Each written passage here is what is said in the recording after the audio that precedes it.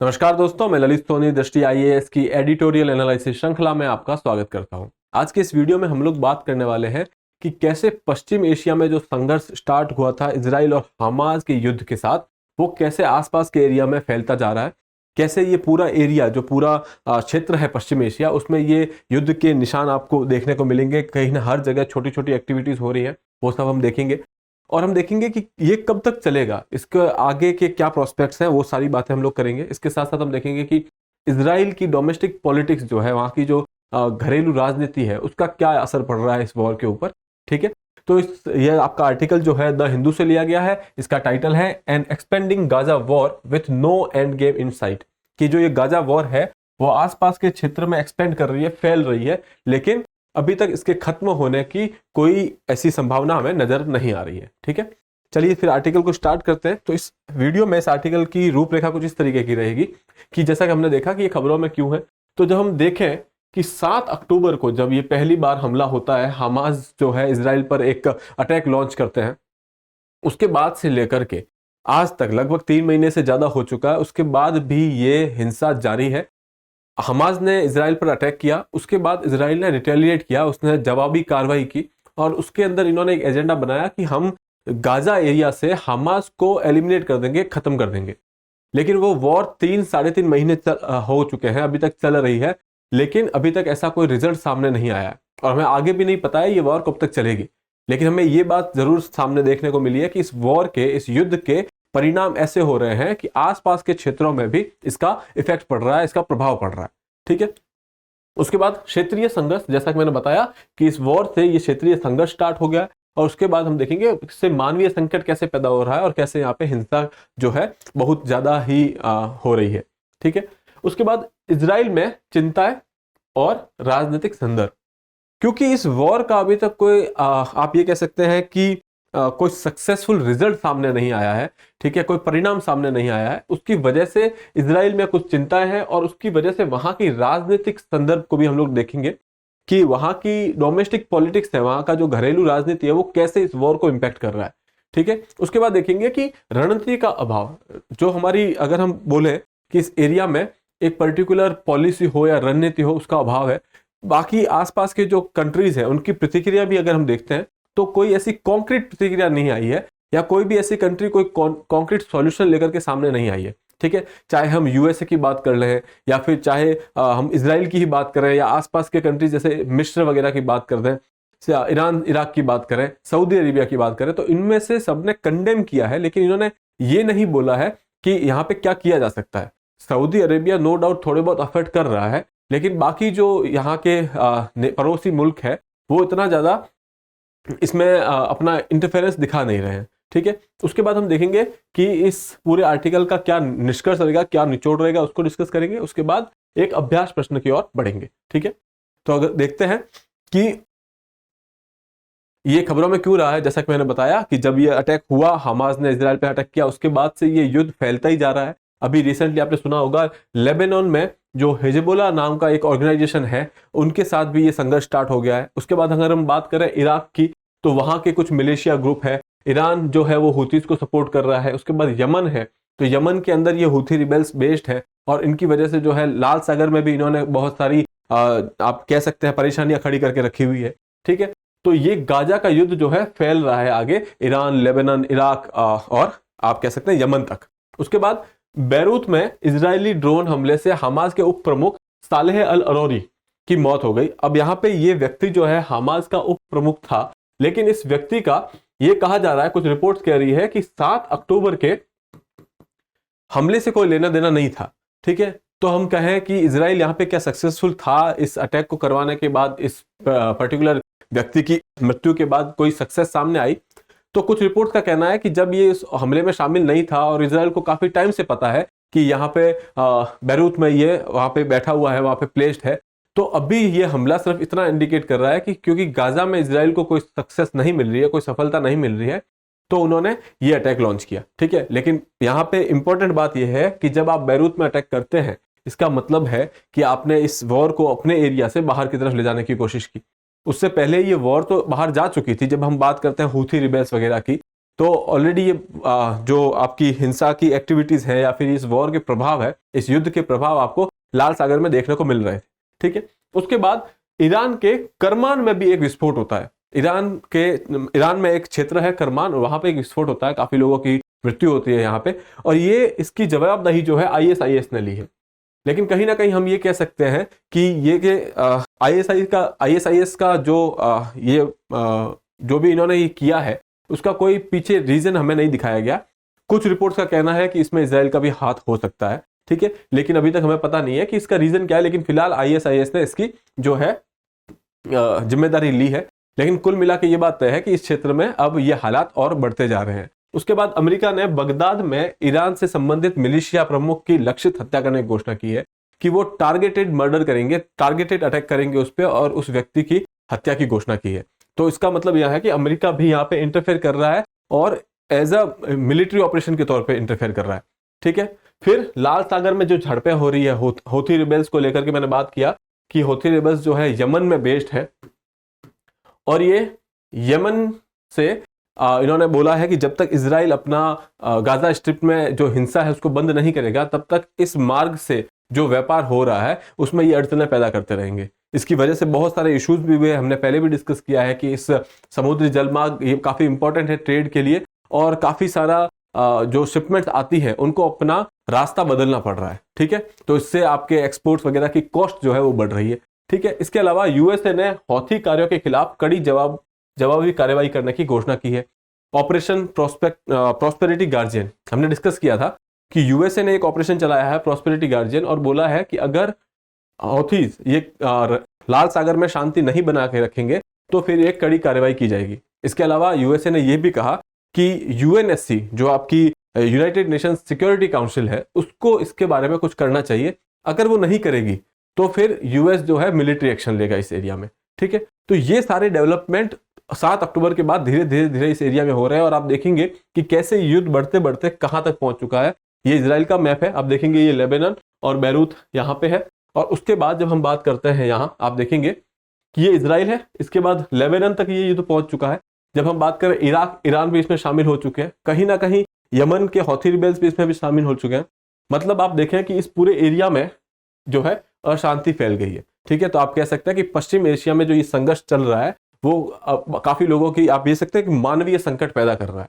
ठीक है, आगे बढ़ते हैं तो आप देखेंगे इस आर्टिकल के अंदर स्टार्ट में यही सब बातें की गई है कि कैसे यहाँ पे कितने लोग मारे जा चुके हैं, कैसे ये युद्ध बाकी एरियाज में फैल रहा है। ठीक है, जो कि हमने आगे पहले डिस्कस कर लिया है। उसके बाद नेतन्याहू कुड परस्यू एस्केलेशन, मतलब कि नेतन्याहू जो इजराइल के प्राइम मिनिस्टर है वो अभी भी आगे मिलिट्री एक्शंस को बढ़ावा दे सकते हैं, क्योंकि सीधी सी बात है अभी तक इजराइल को कोई बड़ी आप ये कह सकते हैं सफलता नहीं मिली है। कोई बड़ा हमास का लीडर उनके हाथ नहीं लगा है। जब हम बात कर रहे हैं अभी कि इन्होंने एक स्ट्राइक के अंदर हमास के उप प्रमुख को मारा है, लेकिन वो भी ये कहा जा रहा है रिपोर्ट्स के द्वारा कि उसका इस 7 अक्टूबर के अटैक से ज्यादा लेना देना था नहीं। ठीक है, तो इन सब चीजों को ध्यान में रखते हुए हम कहेंगे कि इजराइल को अभी तक इस एरिया में सफलता नहीं मिली है, तो हो सकता है कि आगे ये चीजें कंटिन्यू हो। ठीक है, जैसा हमने यहाँ पे पढ़ा कि Netanyahu might pursue the escalation trajectory despite mass killing in Gaza, Israel has very little show of its effort. So ultimately यहाँ पे इजराइल को सफलता ना मिलने की वजह से वो कहीं ना कहीं किसी रिजल्ट की तलाश में है, और अपने आप में वो रिजल्ट अब ये हो चुका है कि आपको हमास को यहाँ से एलिमिनेट करना है, चाहे किसी भी कॉस्ट पर। दूसरा, अगर हम डोमेस्टिक पॉलिटिक्स की भी बात करें, यहाँ पे आप देखेंगे कि आगे इन्होंने थोड़ा सा इजराइल की डोमेस्टिक पॉलिटिक्स की बात की है कि नेतन्याहू ने वहां पे कुछ ऐसे चीजें की है जैसे जुडिशियल रिफॉर्म्स हो गए, उनमें भी सक्सेसफुल नहीं रहे, क्योंकि सुप्रीम कोर्ट ने, वहां की जो सुप्रीम कोर्ट है उन्होंने इन रिफॉर्म्स को बेसिकली रिजेक्ट कर दिया है, बोल दिया है कि इनको स्क्रैच डाउन कर दिया है, उनको अनकॉन्स्टिट्यूशनल घोषित कर दिया है।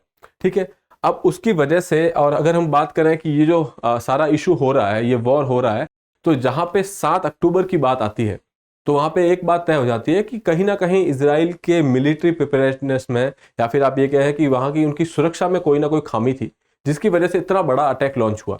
ठीक है, तो इसकी वजह से भी वहां की आवाम में ये रहा है, उसके लिए कहीं ना कहीं पीएम को जिम्मेदार ठहराया जा रहा है। उसके बाद ये सुप्रीम कोर्ट के रिफॉर्म्स वगैरह, इन सब चीजों को लेकर के एक पीएम को लेकर के भी रिजेंटमेंट है। हो सकता है कि उनको रिजाइन करना पड़े, हो सकता है कि उनको जेल भी हो। ठीक है, तो इन सब चीजों को ध्यान में रखते हुए वहां के जो प्रधानमंत्री है वो ये सोच रहे हैं कि कुछ ना कुछ तो रिजल्ट मिले गाजा में, और जब तक वो रिजल्ट नहीं मिल रहा है तब तक उनके लिए अब एक ही एम बचा है कि हमास को वहां से हटा दीजिए। शायद इसी वजह से, इसी भावना के साथ वो वहां पे अभी भी हिंसा जारी रखे हुए हैं। वो चाहते हैं कि हमास को वहां से रिमूव किया जाए ताकि जो घरेलू राजनीति में जो अड़चने आई है उनका कहीं ना कहीं भरपाई हम उस तरीके से कर सके ताकि वो प्रधानमंत्री बने रह पाए।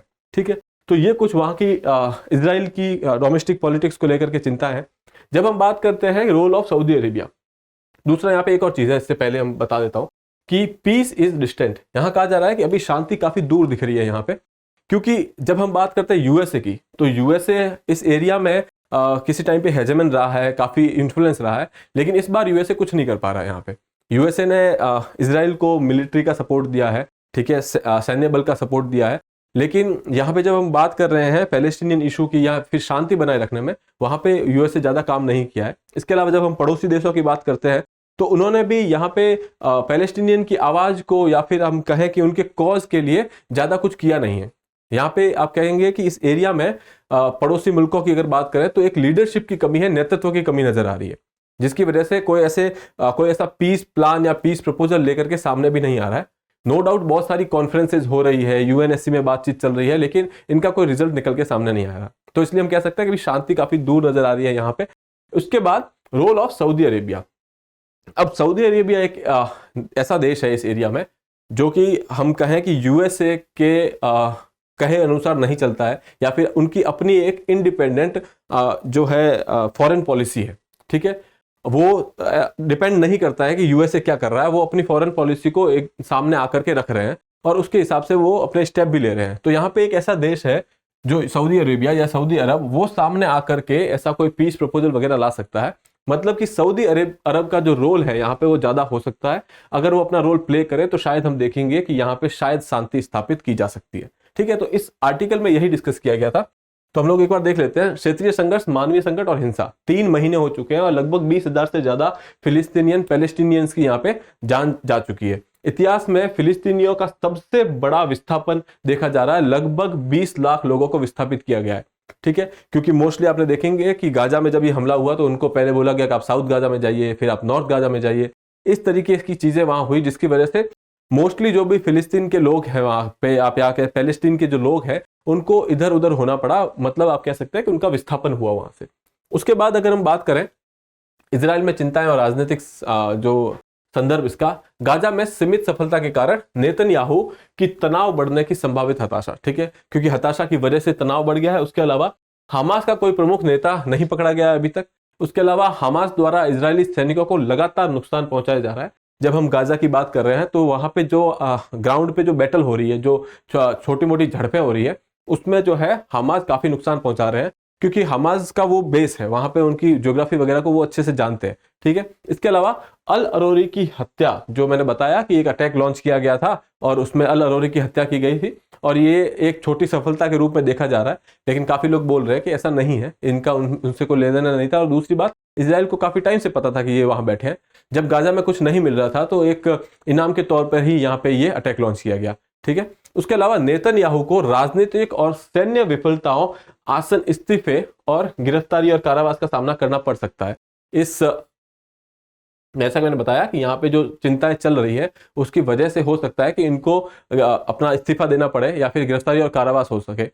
लेकिन वो कहीं ना कहीं कुछ ऐसी कोशिश कर रहे हैं कि इजराइल को कुछ सफलता मिले यहाँ पे, जिसकी वजह से ये अवॉइड किया जा सके। अटकलें हैं कि नेतन्याहू फिलिस्तीनी प्रतिरोध, हिजबुल्लाह को खत्म करने और ईरान को कमजोर करने के अवसर का लाभ उठा सकते हैं। अब उनके पास एक ही ऑप्शन बचता है कि किसी तरीके से इजराइल की सफलता यहाँ पे सामने आए, और वो कैसे हो सकता है, या तो पैलेस्टीनियंस या हमास को वहां से रिमूव किया जाए। दूसरा, जो अभी सेकंड फ्रंट पे वॉर स्टार्ट हुई है, सेकंड फ्रंट पे युद्ध स्टार्ट हुआ है इजराइल के उत्तरी बॉर्डर पे, लेबनान के हिजबुल्लाह नामक जो ग्रुप है या ऑर्गेनाइजेशन है, उन्होंने यहाँ पे एक सेकंड फ्रंट ओपन किया है। तो ये चाह रहे हैं कि हम उनका भी सामना करें। ठीक है, और इसके अलावा ईरान और इराक को कमजोर करने की बात की जा रही है। अगर ऐसा कुछ कर पाते हैं तो शायद वो अपनी कुर्सी बचा सकते हैं।